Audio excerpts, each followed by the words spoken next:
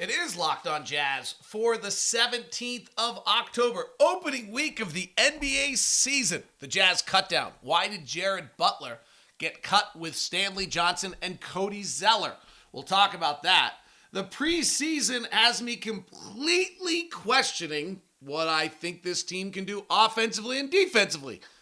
That would be really good offensively. We weren't in the preseason. That would be really bad defensively. We weren't in the preseason. We'll talk about it coming up on today's edition of Locked On Jazz.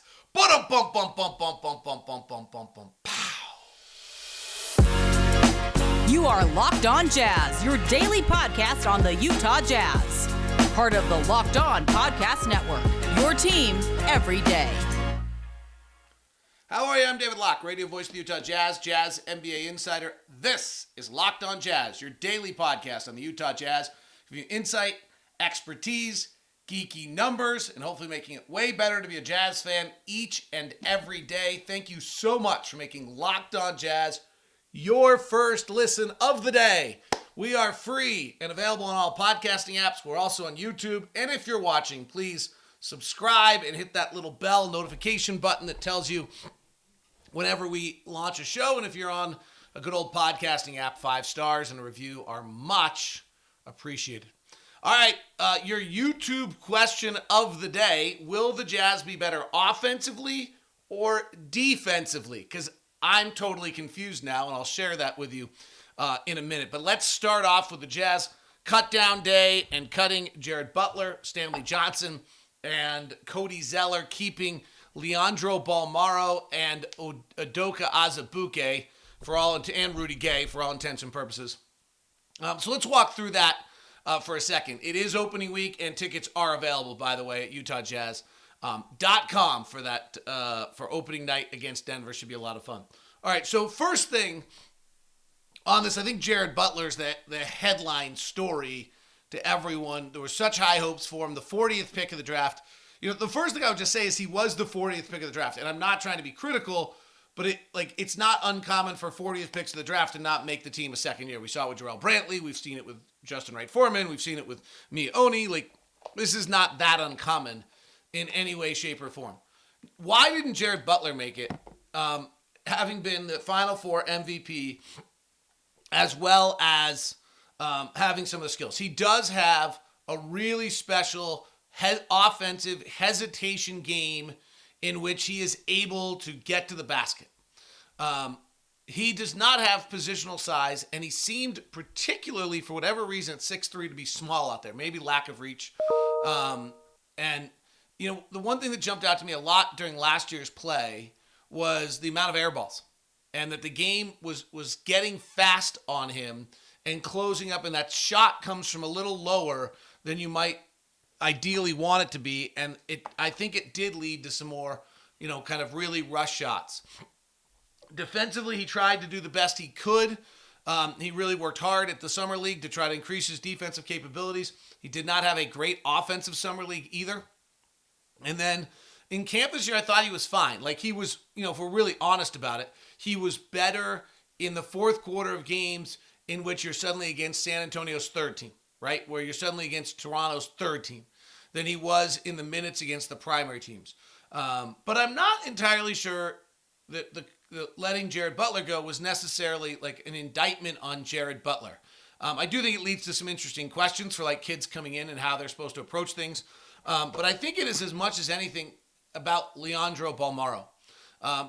As I've said, I really kind of like Bolmaro, and Bolmaro peaks out on the non-teachable items. Now, let's be perfectly clear. On both Udoka Azubuike and Bolmaro, we can talk about all the positives today, and the fact of the matter is there's a real chance that coming up in just, you know, a little while when both these guys have options up, that the Jazz don't exercise them.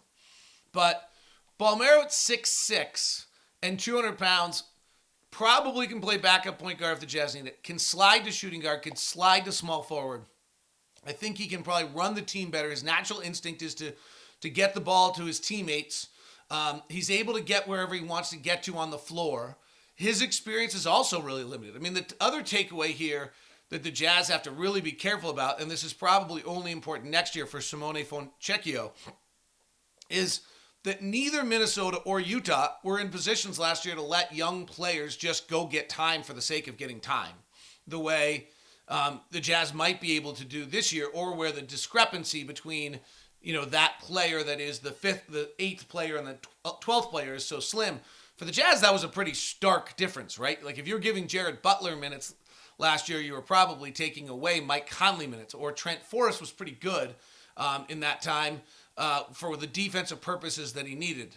We can dig into that in a little bit. Same thing this year for the Jazz is they need to make sure that these guys get enough time that they can really evaluate them. Now, for Udoka Azubuike and Leandro Bolmaro, it's actually only like 2 months, because then their option, or even less, because then their options come up here and you have to make another decision on them. And both of them as first-round draft picks, those options can be a little expensive in realm of the cap. But just in Bolmaro versus Butler, I think there's a chance that Bolmaro can figure out how to shoot. He definitely got overwhelmed and a little bit, I think, psyched out last year. Talking to people in Minnesota, he got a bunch of time and then it didn't go well for about 7 games. And then he literally stopped shooting. He went 5 straight games without taking a shot. And he only had like 2 games the rest of the year until the final game of the season where he took more than 1 shot in an entire game. And just, so he didn't play much, didn't play at all in the playoffs. And so he's very, very limited. But at 6'6", able to get the ball wherever he needs to on the floor, scrappy defensively, longer positional size, that decision makes some sense to me. What I think is a super interesting discussion about both these guys is just kind of the mental challenge of what happens to a pretty good player when they come to the NBA. I think one of the things, Jared understandably came to the NBA, and I'd be curious if he would agree with this. He came to the NBA after the NBA Final Four, really thought he was a first-round draft pick, then wasn't a first-round draft pick, then wasn't able to play Summer League, and then got beat out by Trent Forrest. And to his confidence credit, nowhere along the way did he ever waver that he was going to be a bona fide NBA starting guard and great. This kid's got so much confidence that when we asked him this year whether or not if he had stayed playing football, what would have happened, he said, I'd be an NFL starting quarterback. That's the level of confidence that Jared Butler has. On the other end, there's probably some value for Jared Butler to be able to look down at a game against the Washington Wizards and see Raul Neto, or now Cleveland Cavaliers, and understand that somehow Jared Butler is 1 year into his NBA career now, about to sign a 2-way deal with someone and trying to hang on for another NBA contract. His next time he goes to a training camp, he'll be probably non-guaranteed going into a camp. And Raul Neto is about to spend his 8th year, I think it is, in the NBA. And that's a pretty interesting contrast that I'm not entirely sure that Jared Butler ever grasped. Even his last press conference with the Jazz was about how it was unclear to him what role they needed out of him last year. And I kind of said this on the show the other day. Not really. It was really clear what they wanted. They wanted a defensive-minded guard. That's why Trent Forrest played. So what it really was, what Jared wanted his role to be, which was a bona fide big-time point guard, scoring guard, did not match what the Jazz needed. Now, maybe he can get a 2-way deal somewhere, go to Summer League, continue to develop that, or go to G League, continue to develop those passes, and then use that elite hesitation drive game and become a really good scoring guard off the bench. And that would be great. I'm rooting for that. I would hope that happens for him. In the case of Bolmaro, what's going to be a question is, one is how is he going to get time? As long as Conley and Clarkson and Beasley and Sexton are here, there's just not a lot of guard minutes. Taylor Horton-Tucker and Alexander Walker have the first window on those kind of backup 3 minutes behind Markkanen, which Fontecchio is going to go battle for. So Bolmaro's the 5th guard. I don't know how he gets time here, but we do have some back-to-back, so maybe we'll see him when Conley rests and see if he can do. He does some things really, really well. He plays a beautiful game. And he's able to get wherever he wants on the floor. I've said multiple times. But I think that's really actually a huge skill that most guys don't have. And it was not a good rim finisher last year. I think it was either 41 or 49%. He just was not a good shooter. And, in shooting drills, you can see it kind of coming together. He's a good free throw shooter. So he should be able to put that together. European players often take a full year before they get ready in the league. If you just kind of take your mind through what it takes for them to adapt to a year here. So they're in a different language, in a different apartment, different concepts, different this, different that. Everything's new, right? Every city you're going to, every place you're going to. It's like being a rookie on steroids. And so often with European players, I think you have to really let them settle for a second and sometimes even a third year before you make a decision. So that's the case for Bolmaro, who's in his second year, and Foncecchio, who's in his first year. You're just doing, if you have kids, you're trying to get them into a school in probably a second language. If you're trying to, anything you're trying to do at home, everything's just way more difficult, to the point which you could be driving on the wrong side of the street, right? Everything is way more difficult for the European player coming over to the NBA. So why does Udoka Azubuike make the team, and why does Stanley Johnson not make the team, and why does Rudy Gay make the team? We'll touch on that, and then look at some interesting offensive, defensive numbers that had me surprised. Your Monday edition of Locked On Jazz, our good friends over at Rocket Money. I was playing with my Rocket Money account this week. I do like it. It kind of catches all the little things out there that will let you know when I forgot about that. Oops, I'm paying $5 a month for that. Ooh, I'm paying $7 a month for that. It was formerly Truebill. It's now Rocket Money. And, they're here to make you stop wasting money on subscriptions. 80% of the people who have subscriptions, they forgot about. Maybe for you, it's unused Prime account. Maybe it's a Hulu account. Maybe it's a Netflix account. Maybe it's a silly Acorn, which I found out about, thought would be really cool for the kids and then have never used. So you end up, most Americans think they spend around $80 a month on subscriptions when they actually spend close to $200. And you can be, that's right, you could be wasting hundreds of dollars each month. And that's where Rocket Money, formerly Truebill, is here for you. The app shows you all your subscriptions in one place, cancels what you don't want for you. Rocket Money can even find subscriptions you don't know you're paying for. You may even find out you've been double charged for subscriptions. All at Rocket Money. So right now, go to rocketmoney.com/lockedon. You can save hundreds per year. That's rocketmoney.com/lockedon. Plus, it also monitors all your charges, your expenses, your monthly trends. I like it. Does a lot of good number stuff for you at rocketmoney.com/lockedon. Today's show also brought to you by Murdoch Chevy, our good friends in the Murdoch family. Over 80 years of serving Utah and being a part of the community with their great dealerships. And the Chevy lineup of trucks, unequaled. The Silverado, the Colorado, over 100 in stock and available to drive home today over at Murdoch Chevy in Woods Cross, also located in Logan. When you're talking trucks, there is nothing quite like the Chevy truck, whether it's the Silverado HD, the 3500 HD, the 3500 chassis cab, or the Silverado 2500 HD. Plus, the Colorado is the zippy, quick-moving, fun truck to have. It's just the best lineup, the best-made trucks are out there. They're just solid all the way through. And obviously, the SUVs. We know the Suburban and we know the Tahoe, the Trailblazer and the Blazer with the Traverse, the Equinox, and the Trax. It's all at Murdoch Chevy, located in Woods Cross, right off the freeway, or located in Logan. If you're going to stop by, please email me first at dlock09@gmail.com. dlock09@gmail.com to check it out. We've got a fun new program we're going to introduce to you this year on Locked On NBA. It's called Game to Game. It'll be on the Locked On NBA feed, both podcast as well as the Locked On NBA feed on YouTube for you. And the concept is that guys like myself, all the local experts, after each and every game, they will give you a quick 60 to 90 second, John Krause, Celtics with like 3 minutes, breakdown of the games, and you'll go from one game to another to another. It's going to be a great way to keep up on the NBA. I hope you like it, but it'll launch probably maybe Tuesday or Wednesday on Locked On NBA. Opening days tomorrow of the NBA season. How awesome. That's all Locked On NBA. All right, so why Udoka Azubuike rather than Cody Zeller? I think that's pretty clear. And then the next question really became, why Udoka Azubuike over Stanley Johnson? And your answer is like, well, what about Rudy Gay? So we weren't cutting Rudy Gay as much as, frankly, Twitter seemed to want him to be the case. Here's why you're not cutting Rudy Gay. Well, he's got 2 years left on his contract. So you could stretch him if you really needed to. But the fact of the matter is, a lot of what we're doing here is about the future and not today. And so Rudy Gay's $6 million is probably more, more valuable. Wow, sorry about that.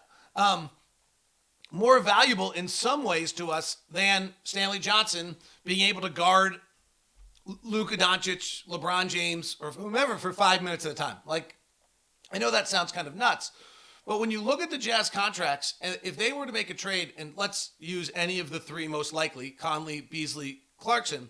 So let's say they're trading Jordan Clarkson, and there's a $20 million player on the other team that's gotten hurt, and so therefore, they're in desperate need to get something done, and so they want to make a trade. So, I don't know what it would be, or, let's say Marcus Morris isn't $20 million, but somebody gets hurt, $20 million player, and they want Jordan Clarkson at $13 million.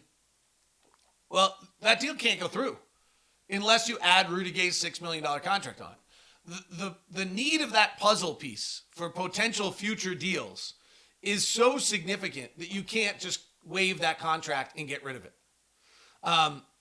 Let's say that the Knicks suddenly think they need a Malik Beasley and a perfect piece, and they're going to send us Julius Randle, and we're going to get 2 first-round picks because we're going to eat Julius Randle's contract for the next 3 years, and suddenly a great deal for us. And so it's Malik Beasley. That deal has to be Malik Beasley and Rudy Gay. There's no actual other way, unless we're trading Nickeil Alexander-Walker, for that deal to probably go through in our contracts right now. We go from Horton Tucker at 10.2 to Rudy Gay at 6.2 to Nickeil Alexander at 5 to Jared Vanderbilt at 4. Those are and so you need those different numbers as puzzle pieces along the way. It would really actually be probably detrimental to the franchise to cut Rudy Gay in the long term of everything that's going on. Just from a standpoint that contracts do matter, money does matter, flexibility and tradability does matter, and that we are probably on a 36-month journey, not a 9-month journey right now. Do I think that there's a chance that if you played Stanley Johnson this year instead of Rudy Gay, you could win more games because he could defensively impact things? Yep, I do. But that's not actually what this is about. Do I think that there's a chance long-term that Rudy Gay's contract could have more value than Stanley Johnson guarding for 5 to 8 minutes on 12 to 15 nights? Yes. And that's what that decision really comes down to. So then it gets interesting. Then Udoka makes the team over Stanley Johnson. And I think there's a few things here. I think, Doak, when he's had an opportunity, has been okay. Now, again, Doak's in the same standpoint as Leandro Bolmaro, which is that there's going to be a extension day here, and they may not pick it up depending on whether he can stay healthy or not. The other thing is our roster, as much as you can be doing all these things where you're developing and all these other aspects of things, you still need a roster that works. And right now we have one center on our roster, which is Walker Kessler. We're playing Jared Vanderbilt as a center. And if either Vanderbilt or Walker Kessler were to go down, or if Walker Kessler were to struggle, which I think is actually still a realistic possibility, we don't really have another center. And you still need to have some sort of a center. I'm not sure that Lauri Markkanen is, and Kelly Olynyk might be. But I think that there's just some value, and frankly, you just get into unique positional size. So Bolmaro is positional size over Jared Butler, and Udoka Azubuike is positional size over Stanley Johnson. On the long run, we'll see whether the Jazz pick up the club option at $3.9 million for Azubuike, and whether they pick up the $2.58 million for Leo. And time will just tell on those two, and it may turn out that, frankly, as much as the Jazz just cut 3 NBA players who will play in the NBA this year, they may end up moving, it may turn out to be that 5 of them go. All right, so that's the breakdown on that. I thought this was really interesting. If you told me the Jazz roster this year was going to be Mike Conley, Colin Sexton, Jordan Clarkson, Malik Beasley, Kelly Olynyk, Lauri Markkanen, Jared Vanderbilt, Nickeil Alexander-Walker, Taylor Horton Tucker, my initial reaction would have been that we were going to be a pretty good offensive team. That's been kind of the talking points. Then I ran the numbers on it. They didn't come out great. We talked about that. And then in the preseason, we ranked 28th offensively, where we were last in shooting. 22nd in shooting. We were 27th in turnovers and 30th in free throw rate. So that's a little surprising to me. Now, I have to say that I do think that preseason numbers are rather unimportant. Though, like, if I was the Lakers and I was last in the league offensively in preseason, I wouldn't love that. I'm not a total, I've done all sorts of studies. One of Quinn's first years, we had a really, really good defensive preseason, so I did a study on whether or not we defensive rankings translate from the preseason to the regular season? The answer was no. So Sacramento, I'm sorry. The fact that you had a dominant defense in the preseason actually means nothing. Same thing for the Knicks.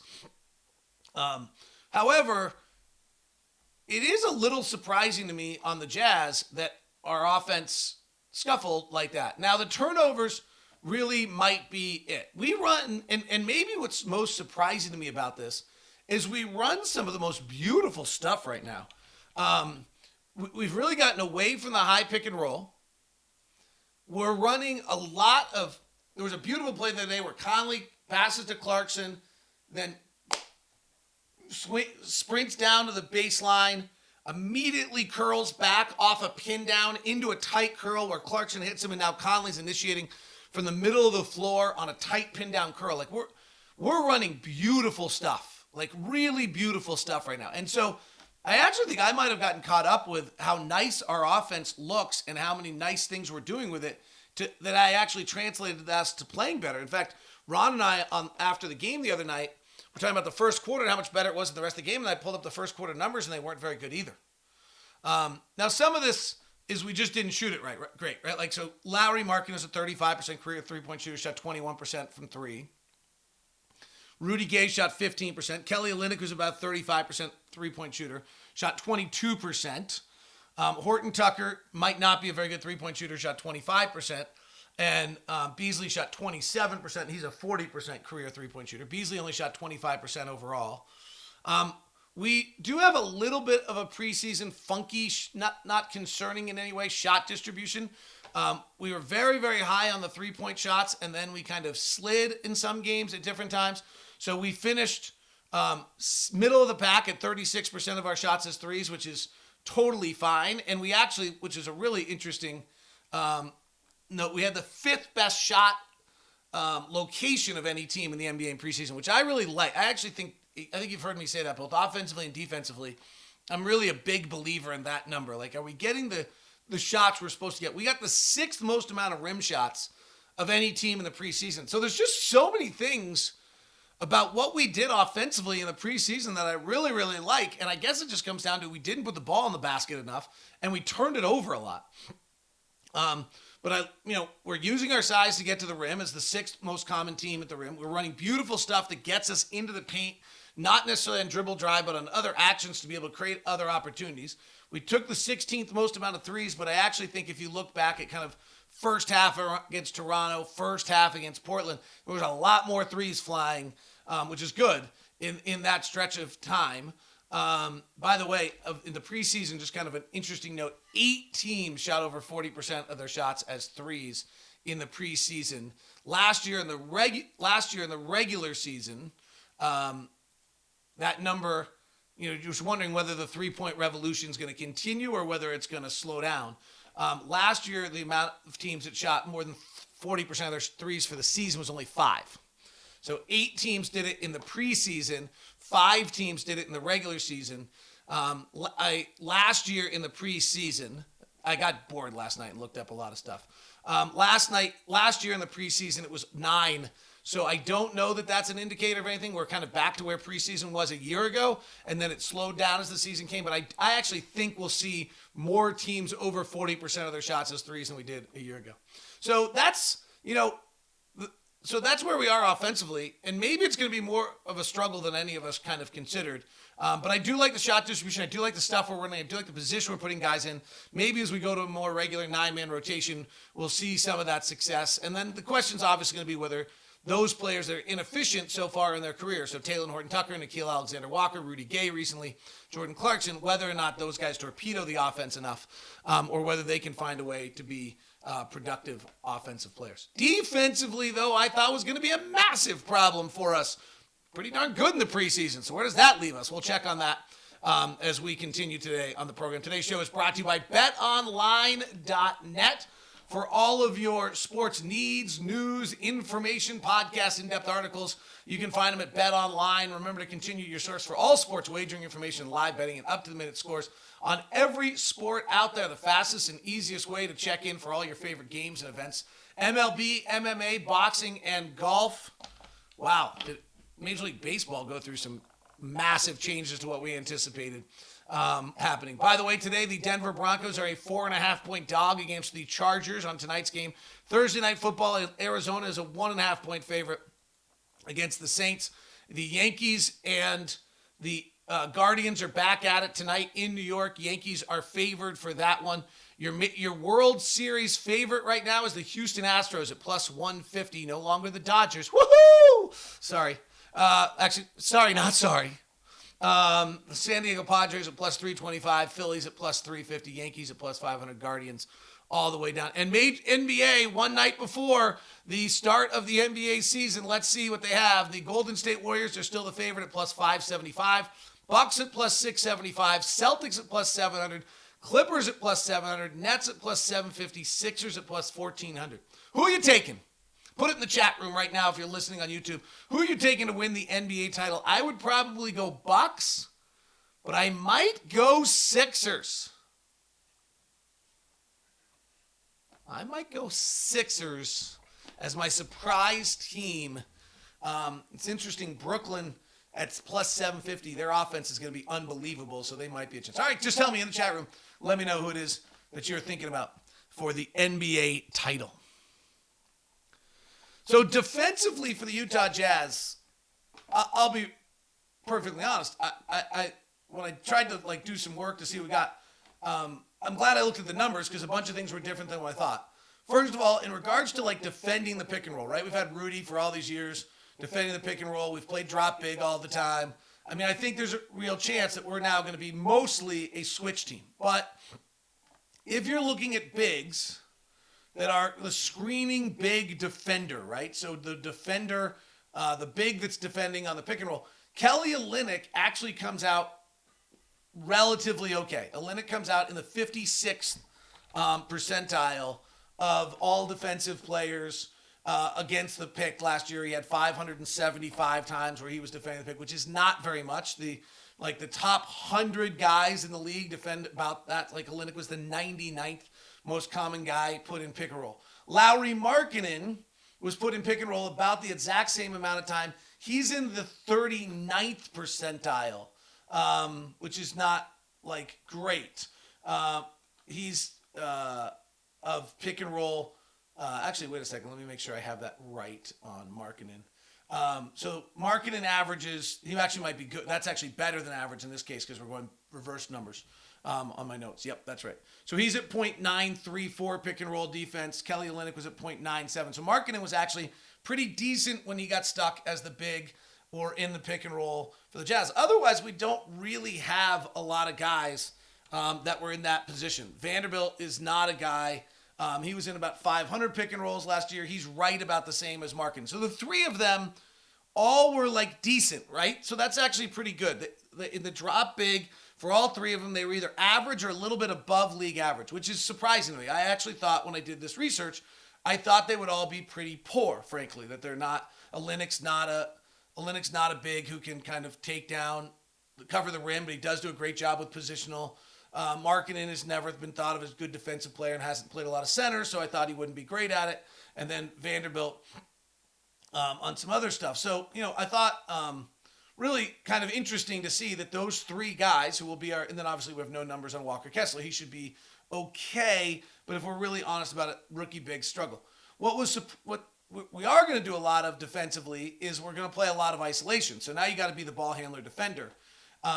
And what's interesting about that is, Boston did it last year really, really, really well and was had the two best isolation defenders in the league in Al Horford, or most common defenders, Al Horford and Grant Williams, and both of them were just elite, fantastic at it. We do not have that. If you go look at the top 100 defensive kind of guys that were in pick and roll or in isolation last year, Lauri Markkanen and Jared Vanderbilt are both in the bottom 10 defensively, which on the case of Vanderbilt, it's a little surprising that he showed up at that. But he was the 8th lowest ranked isolation defender in the league, and Lauri Markkanen was the 11th lowest ranked isolation defender in the league. Now, if the preseason's any indicator, and Luka Doncic is any indicator, he was shooting after Kelly Olynyk on every play. Luka was going after Olynyk to see if he could go get Kelly. Kelly was in about 107 isolations last year, and he's at about 1 point of possession. Excuse me.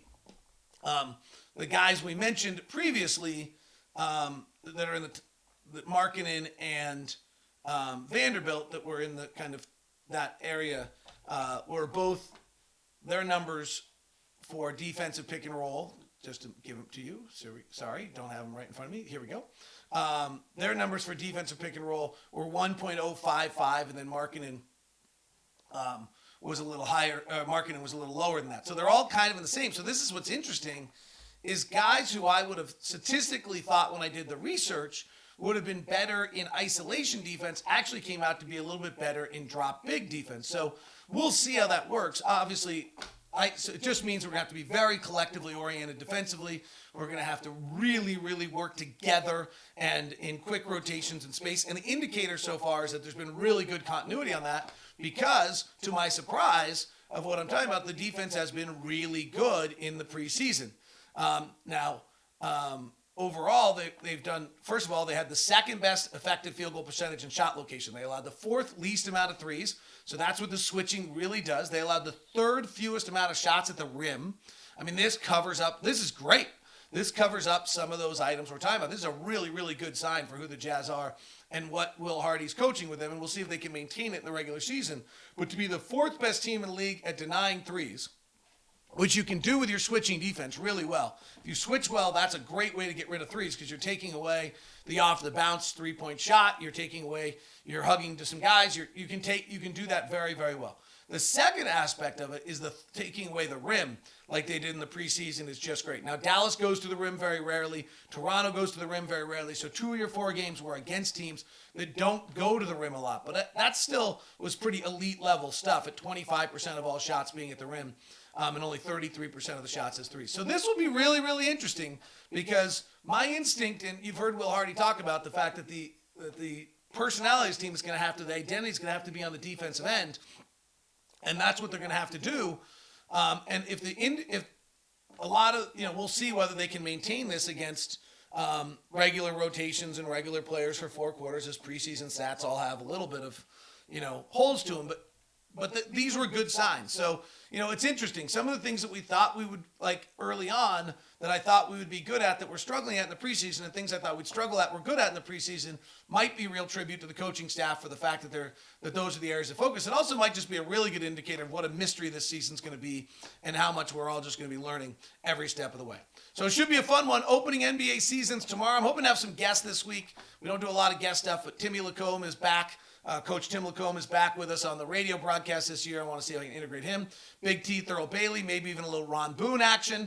Though you're getting Ron Boone on postcasts all year long. So that's all coming up this week on Locked On Jazz. Thanks very much for making us the first listen of the day. Please subscribe. Please give us a 5-star review. Hit that bell on YouTube if you stuck with us the whole way. Great to have you aboard. It is Locked On Jazz, your team every day.